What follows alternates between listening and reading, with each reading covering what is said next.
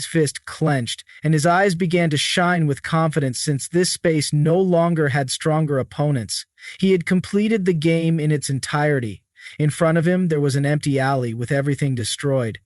Luang stretched his legs and stood still, his eyes filled with suspicion. As he turned around, he went on alert since, in the real world, someone was trying to interrupt. He could no longer keep hiding it.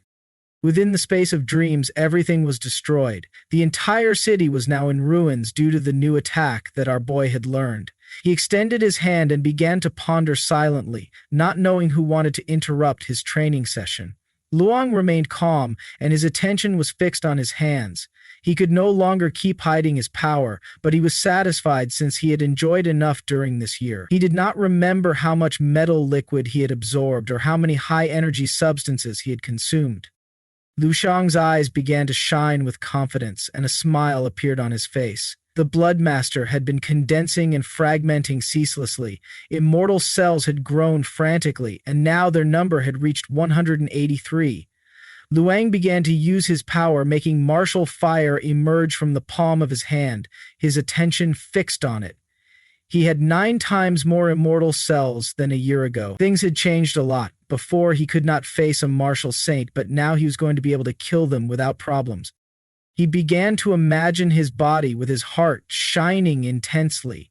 His body had also reached its limit. The stellar patterns covered his entire body. If he wanted to continue obtaining more immortal cells, he needed to reach the 9th level and use the power of the great force of heaven and earth to break through the limitations of the current phase of the stellar immortal body. Lu Sheng's eyes began to shine with calmness. He put his hand on his chin and started to ponder.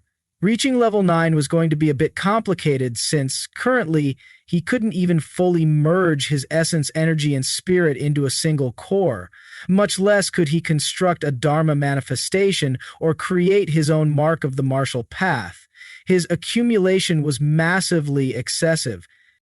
He began to imagine Marshal Sanqiaojai dressed as a pizza maker. He clenched his fists and with a serious gaze started kneading the dough. Luang observed him with a curious expression and made a comparison. For Zhaoji, reaching level 9 was easy. He only had to gather 3 lumps of flour dough, whereas our boy would have to work much harder.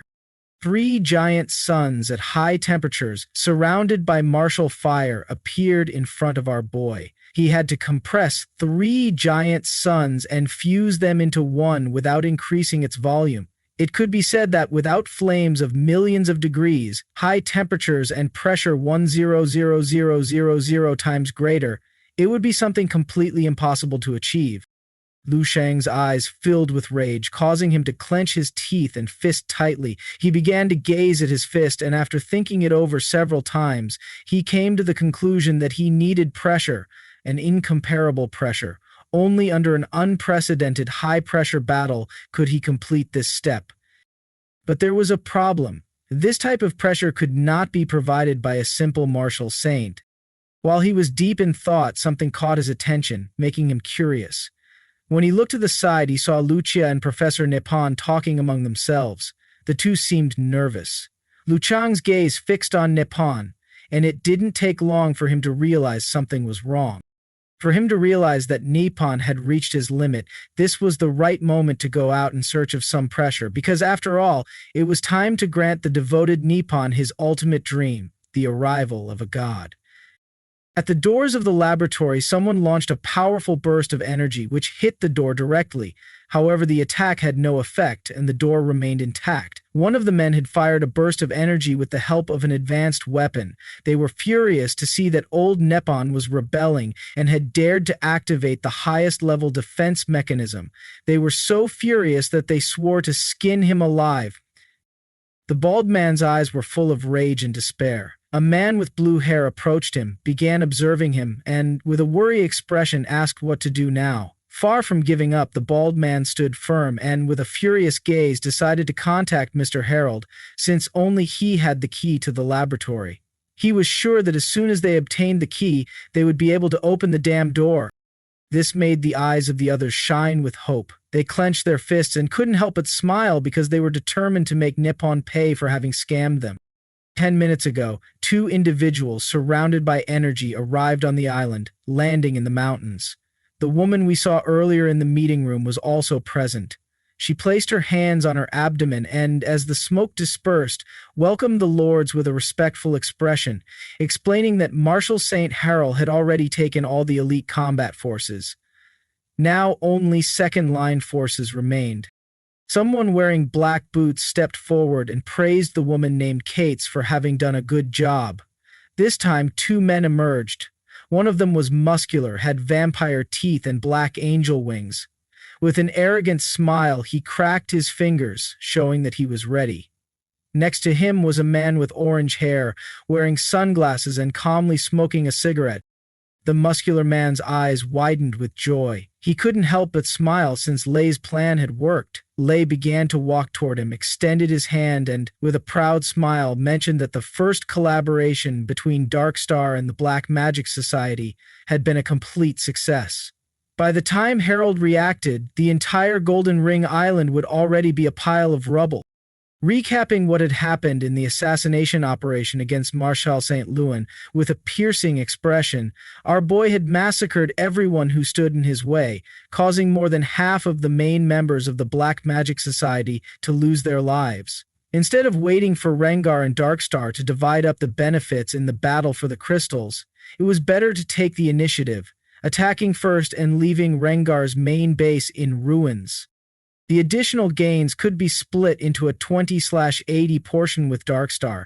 This way, not only would losses be minimized, but even a small profit could be obtained. As for the news about the new energy crystal deposit, it was also intentionally leaked as part of the plan. The two men began to walk toward the mountains, and Lei decided it was time to completely destroy Ringark's base. A wicked smile appeared on his face, his eyes full of anticipation. He couldn't wait to see Harold's expression of anger and surprise when he returned and saw the rubble of the island. At the same time, inside the laboratory, Lucia went to the security room. Using her knowledge, she accessed the computer and activated the monitoring system. The bar of the door was decreasing faster than before. Her attention was fixed on the screen, and with an uncertain gaze, she revealed that they had gone to look for the key that Lord Harold had, asking what to do now. While Liang was sleeping inside the capsule, Professor Nippon crossed his arms, closed his eyes, and began to think about what to do next, since there wasn't much time. Liang continued sleeping and absorbing the metallar liquid. Nippon turned around, his attention focused on Liang. He started sweating, and his eyes widened in desperation. He didn't know what to do since he had bet everything, and each time the heartbeat of the god grew stronger. Consumed by despair, Nippon knelt before Luang and began to pray, asking him to please wake up. Several minutes passed and Luang did not wake up. Nippon raised his head and started sweating like crazy. With a sincere expression, he asked God to reveal to the world the truths buried by time. The integrity bar of the defense system was dropping rapidly. It was now at 15%. Lucia's eyes were full of worry. She approached Nippon, placed her hands on his shoulder, and with a concerned gaze revealed that the protection shield's time was about to run out. Only 15% of the remaining time was left. Upon hearing this, Nippon's eyes widened in surprise and fear, believing that all his efforts had been for nothing and that everything was going to end here. But then, the crystal of the capsule began to crack. Feeling this, Lucia's and Nippon's attention focused on it. Both were open-mouthed and somewhat surprised. The crystal of the capsule broke into pieces, causing the liquid to spill outside. Liang, who had his eyes closed, slowly began to move. Several seconds later, he opened his eyes and showed a penetrating gaze. With a calm expression, he extended his hand and began to use his power, making energy appear in the palm of his hand. He stepped out of the capsule and used the manifestation of energy, transforming it into clothing. With a smile, he began to walk toward Lucia and Nippon, but their jaws dropped, and their gazes fixed on Luang, their eyes widening in surprise upon seeing that the god had finally resurrected. Still with his mouth open, Nippon approached Luang and welcomed him, revealing that now that the great god had awakened, his glory was going to illuminate the entire world. Luang walked past him, began observing him, and with a serene gaze praised Nippon for having done a good job, revealing that he knew everything he had done for him.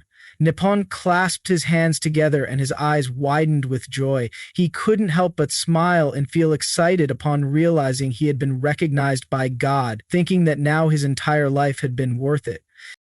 Leong took out an energy crystal, and while holding it in his hand, he turned to Nippon and asked with a smile if this thing was called an energy crystal. Nippon and Lucia knelt before Luong as a sign of respect while our boy examined the energy crystal. Nippon explained that it was a treasure valuable enough to drive a level 9 martial master crazy. Its energy was immensely powerful, and the small piece Luong held in his hands was equivalent to a small nuclear reactor. Lucia rested her hands on her knees and remained listening in astonishment, silently.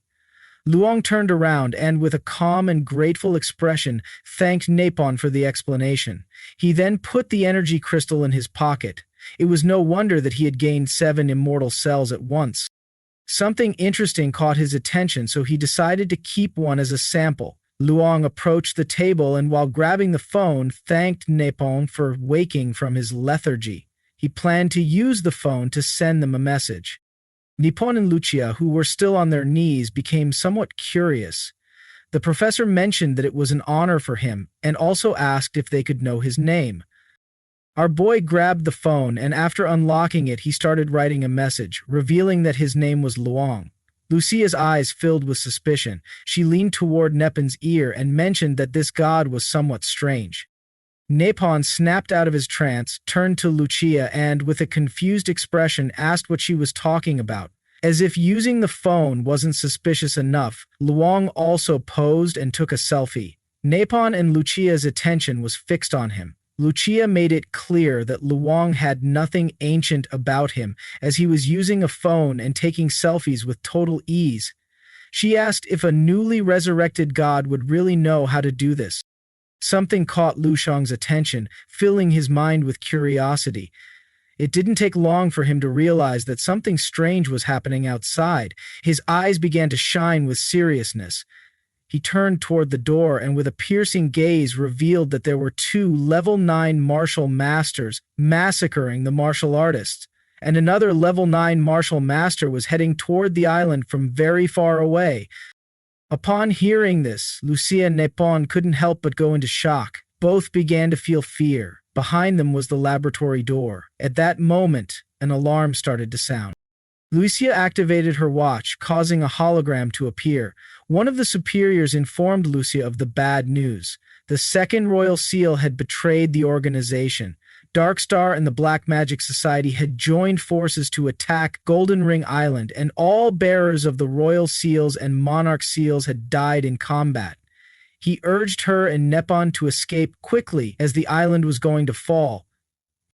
Upon hearing this, Nippon's eyes widened in fear. He couldn't believe this had happened. Lucia got nervous and told Nippon that they had to leave, as they couldn't allow so many years of research to fall into the hands of the enemy. Nippon's eyes were shining with determination. He turned toward her, asking why they should flee. Then he approached Luong, joined his hands, and with a nervous and desperate expression, begged the holy god to save the island of the Golden Ring. Luong observed him with a curious expression in silence. Without wasting time, he started walking toward the laboratory exit, asking if this was Nippon's first wish. The professor turned to Luong, his eyes widening in confusion. He was paralyzed, not knowing what to say. Our boy turned to him and, with a confident expression, promised to fulfill Nippon's wish.